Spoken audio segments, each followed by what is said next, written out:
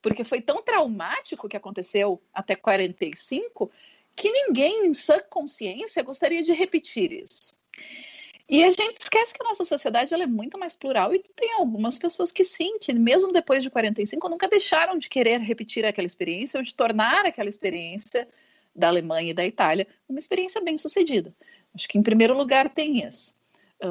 Que a gente acha que as pessoas que saem derrotadas, entre aspas, aí, de uma experiência histórica, elas também saem ressignificando os seus valores ou as suas crenças a respeito de política. E muita gente que estuda essa extrema-direita vai dizer, olha, a gente identifica a extrema-direita no momento ali entre 30 e 45, mas mesmo após 45, ela nunca deixou de existir. O que aconteceu é que ela se tornou minoritária.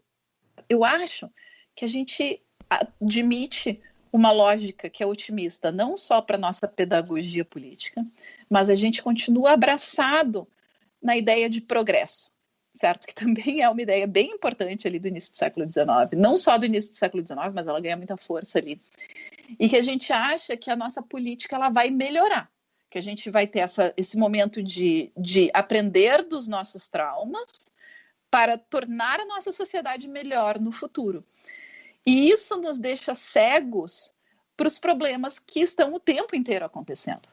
Problemas que muitas vezes essas ideologias que a gente acha que são velhas vão conseguir apresentar respostas interessantes. Então, tem um autor que eu gosto muito, que é o Jonathan Sperber, e ele escreveu um texto em 2018 do qual ele fala das promessas falidas do final da década de 90. Ou da década de 90, né? E ele vai dizer, bom, a gente tem alguns momentos que a gente precisa entender.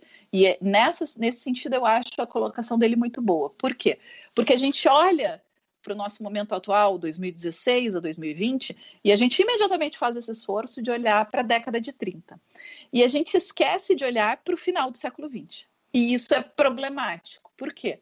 Porque é muito difícil que a gente tenha, digamos assim, só diversos grupos de pessoas querendo recriar a década de 30 politicamente, esquecendo que eles estão fazendo isso num momento de crises sucessivas que atingem o final do século XX e o início do século XXI.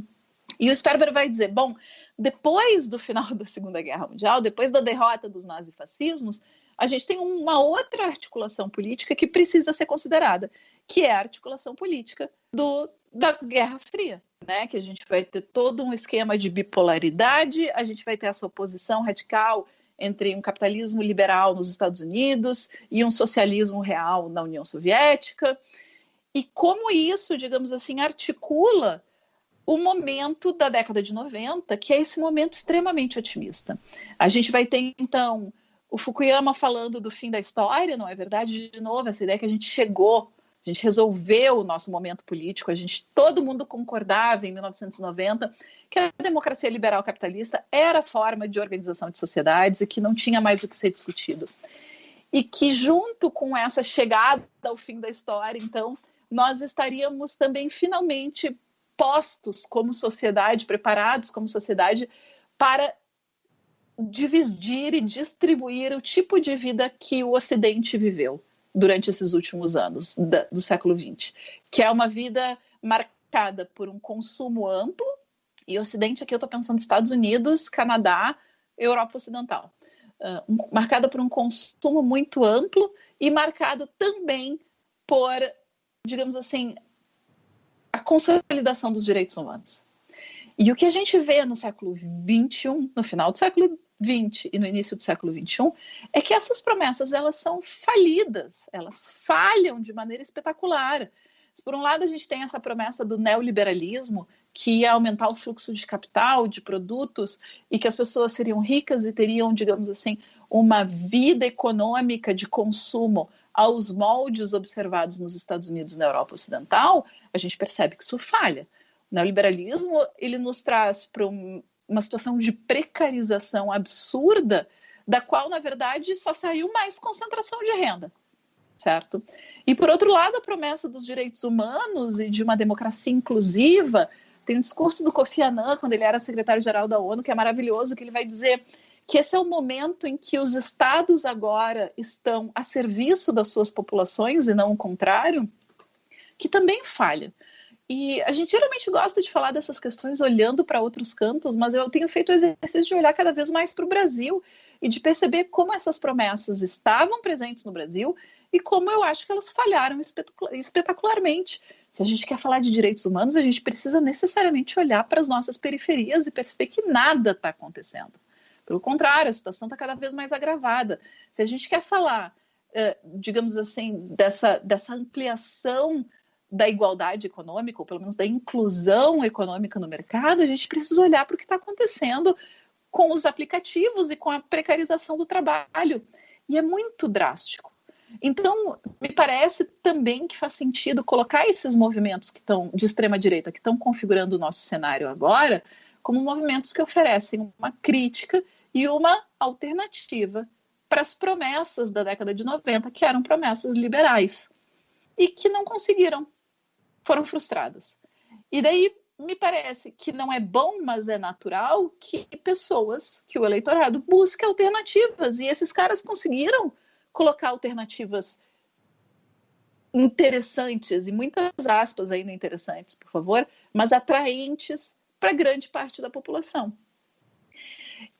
Antes de concluir a resposta para a pergunta, eu gosto sempre de lembrar, Paulo, tu que é jornalista deve lembrar dessa capa. Teve uma capa da Isto É, em 2012, que eu acho ela muito significativa. A gente geralmente vai falar das capas da Economist, né, que é aquela sequência de 3 capas, que é o Cristo Redentor decolando, para falar do momento de otimismo no Brasil, depois ele perdendo o rumo e depois ele caindo de bico. Mas tem uma capa da Isto É que eu acho mais impressionante ainda, que é uma capa com diversos brasileiros, né, mulheres, homens, pessoas brancas, pessoas negras. E a chamada da manchete era: nós nunca fomos tão felizes. Para dizer o quê? Para demonstrar que talvez o Brasil tivesse chegado finalmente naquele momento da promessa, que era um momento de prosperidade econômica, de desenvolvimento, de acesso a estudo, acesso a bens de consumo, de ampliação do nosso espaço político, de uma democratização mais profunda da sociedade brasileira. E eu acho ela quase... É muito assustador pensar nisso, porque em 2013 a gente já começa a ter sinais muito nítidos, como tu colocou, de uma desagregação, digamos assim, da ideia de um Brasil, né? Tu falou do Delfim Neto mencionando que a gente precisa tirar a Dilma, porque a Dilma vai acabar com o Brasil. E me parece que é nessa esteira que a gente consegue entender a extrema-direita brasileira, entende? Porque o processo que vai de 2013 a 2016, ele é tão radical no Brasil, de mostrar que todas aquelas conquistas que nós achávamos que eram um pouco mais sólidas, na verdade se desfizeram no ar de maneira muito rápida. As pessoas perderam acesso, empobreceram, a situação econômica degringolou.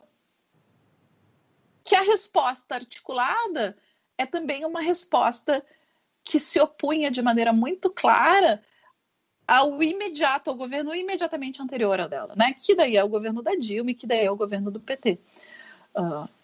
Isso, claro, dando de novo, uma explicação muito rápida a respeito de como eu acho que essas coisas acontecem, que significa não apenas que a gente olha para 45 e diz, poxa, a gente não aprendeu nada a respeito disso, mas pensar também que essas tendências, elas ficam dormentes nas nossas sociedades. A gente não se livrou de uma extrema-direita só porque ela foi parcialmente derrotada em 45 na Europa. E que talvez o momento político que a gente herda da Guerra Fria e que não consegue articular nenhuma das promessas que ele havia posto, cria novamente um momento que é, digamos assim, acolhedor para o desenvolvimento de ideologias como essas das extremas-direitas com as quais a gente está lidando hoje. Tati, pegando o gancho nessa sua resposta para o Paulo e também aquilo que você falou sobre os grupos identitários, assim, das nações que formaram as nações, eu vou te falar uma visão que eu tenho hoje que parece que o que a gente vive hoje é tão complexo, mas se utiliza de tantos subterfúgios assim para se manter esse novo nacionalismo que, para mim, eu fico com a impressão que é uma ilusão, né? Porque essa extrema-direita atual é uma política oligárquica, basicamente, né? De colocar o pobre contra o pobre, né? Criar aquela ilusão, por exemplo, na Europa, de que os imigrantes, pessoas que estão fugindo, seja lá por quê das suas casas, são as pessoas que estão trazendo problemas para os seus países, né? E aí cria um ódio do pobre contra o pobre, porque quem cai nessa nesse discurso, também é a pessoa que precisa de ajuda do Estado, que não teve condições de entender a vida como um todo, assim, seja pelo que for, né? Por estar no campo dos 99% e não dos 1% dos poderosos. Então aí a gente tem o exemplo do Matteo Salvini na Itália, com aquela Liga do Norte dele, o Nigel Farage, que foi o grande pensador do Brexit na Grã-Bretanha, a Marine Le Pen na França, né, com todo o apoio dos coletes amarelos. Aí o Andrzej Duda, que foi reeleito agora na Polônia, claramente extrema-direita, né? É um dos caras que dá medo até da Polônia ser o próximo país a sair da União Europeia por conta dessa reeleição. E aí, um caso mais extremo, ao meu ver, assim, do mundo ocidental, o Viktor Orbán, né, que já fechou o Congresso Nacional, a mídia privada está sendo substituída pela estatal, e assim, é um país membro da União Europeia, né? Tem que contar o Alternative for Deutschland, aquele AfD, que é o partido na Alemanha de extrema-direita, tem toda aquela retórica que a gente conhece bem. E aí, mais para nossa realidade, Donald Trump e Jair Bolsonaro sendo um mero subserviente ao Donald Trump, né? Então, todas essas pessoas, ao meu ver, têm em comum essa questão da retórica do inimigo externo, né? De criar um inimigo, seja lá quem for, os Soros, ou os imigrantes, ou a esquerda, ou quem não é religioso, ou quem não é branco. E assim, cada um deles tem as suas especificidades em relação à cultura que eles vivem, mas o discurso é sempre o mesmo, né? Make America Great Again, italianos em primeiro lugar, Brasil acima de tudo. E ao meu ver, assim, me parece que tudo isso começou, e a gente já vem falando isso em alguns episódios, com a queda da União Soviética, né, que representava uma alternativa, por mais falha que tenha sido dentro da Rússia, ao capitalismo, e o capitalismo até certo momento, até o momento que a União Soviética era essa ameaça ideológica, ele não precisou mais ser amigável, né? Acabou essa necessidade do capitalismo se apresentar como algo atrativo para populações de diferentes cantos do mundo, né? Para poder se infiltrar mais facilmente e brigar na sua zona de influência com a Rússia. E agora, me parece que essa oligarquia do neofascismo, né, do neonacionalismo, ou sei lá como a gente pode chamar isso do ponto de vista técnico, por eu ser leigo, é que agora o Trump é amigo do Putin, por exemplo. E mesmo assim a gente pode falar de uma nova Guerra Fria, agora que os Estados Unidos não é hegemônico mais nesse mundo hipercapitalista, e tem a Rússia e a China já lutando as guerras que sejam de espionagem através da internet, né? E aí, aquele caso famoso, mas pouco divulgado aqui no Brasil, do Yantar, que é um navio de pesquisa russo que foi pego aqui pregando, talvez, nossos cabos de internet, né? O navio desapareceu do radar por 6 dias e só foi detectado próximo aos cabos de transmissão de internet na costa fluminense. O solo marinho guarda um emaranhado de cabos e fibras que levam internet para os 4 cantos do mundo. Os dados que passam por eles podem conter informações estratégicas e, por isso, muito preciosas. Isso sem contar na grande influência que essas big techs, as grandes empresas do Mark Zuckerberg, do Elon Musk, o Jeff Bezos, estão fazendo nesse conceito de Estado, né? Então, talvez, o que eu vejo é que os Estados, assim, essa ideia de nações esteja sendo até subvertida pelos interesses desses poucos, dessas oligarquias, desses grandes detentores da grana e do poder, que compõem 1%, e que geram essa sensação de ilusão, né? E aí, só para finalizar a minha pergunta e para ouvir você sobre isso, eu acho que o Eric Hobsbawm, inclusive, chamaria esse momento da era das pós-verdades, né? Que parece tudo meio nebuloso, meio assim, o que está acontecendo, né, no mundo? Pois é, eu tenho pensado muito sobre isso, Léo, e eu gostei, eu acho que tu fez um baita num cenário, assim, perguntou como é que a gente chama isso, né? Eu tenho chamado de extrema-direita, tá? E porque eu acho que é um guarda-chuva mais interessante e é um guarda-chuva que vai, digamos assim, incluir uma série de grupos diferentes.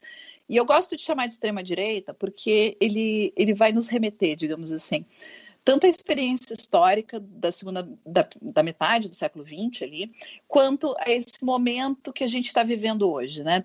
O que a gente fala quando a gente está falando de uma extrema-direita? A gente vai falar de um nacionalismo exacerbado e, sobretudo, essa ideia de colocar o interesse da nação acima de tudo. Tu trouxe os slogans que, para mim, eles são muito muito reveladores assim desse momento que a gente está vivendo, né? A gente tem o Make America Great Again, a gente tem o Brasil acima de tudo, Deus acima de todos.